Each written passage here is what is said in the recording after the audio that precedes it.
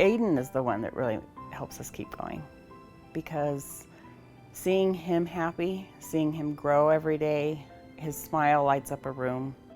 Courageous Faces champion Aidan has the rare condition known as Dup15 Q syndrome, caused in his case by an extra chromosome, 47 instead of the standard 46, that's affected all aspects of his development.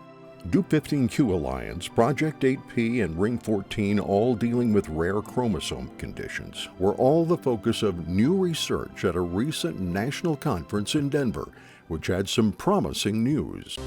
There's a tremendous amount of breakthroughs happening.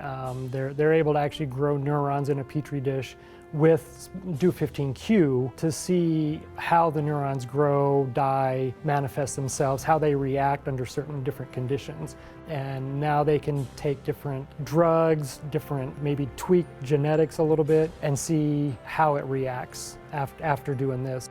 Researchers are then implanting Dup15 Q into mice to further learn how it affects living tissue.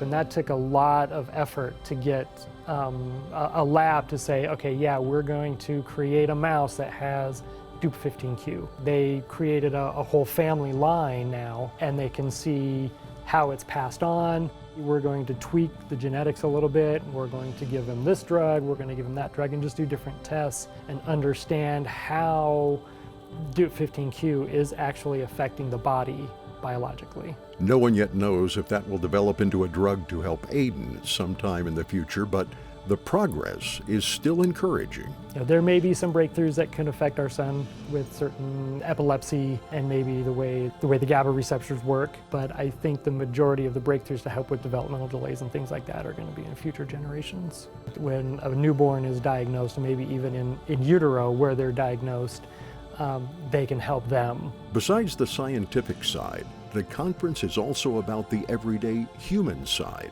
finding support through the mountainous challenges. To me, it's heaven on earth. It's like the weight of the world just lifts off of you because you're among family. And I know that everyone there felt the same way.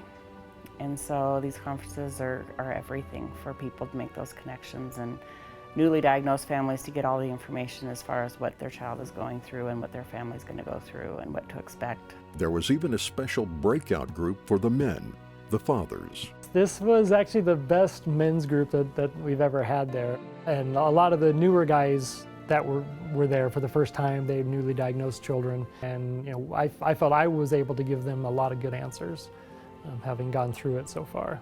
Aidan is now 15, going through puberty and some of the regular teenage challenges, so it's a new phase for Robert and Adrienne. It's hard to determine where the typical 15-year-old teenage behavior begins and where the Dup15 Q begins and where they merge and what's normal, what's not normal. And you have all these normal teenage hormones going on with a child that has a cognition of 18 to 24 months. He does need line of sight care 24/7. It's basically a 110-pound toddler, and to have the two collide is something to experience. But we're getting through it. It would be great, specifically for our son, to be able to talk, to vocalize, to not have seizures, to not have developmental delays, to be as typical as he can, but we do not want to change his personality one bit. He's the most loving, funny, caring person that we know. He doesn't have a care in the world, and he just enjoys life. I'm not going to say it's easy, because it's not, but you learn how to deal with it day to day. He's just the most joyous person that you've ever met. It's just our new normal, and we're perfectly okay with it.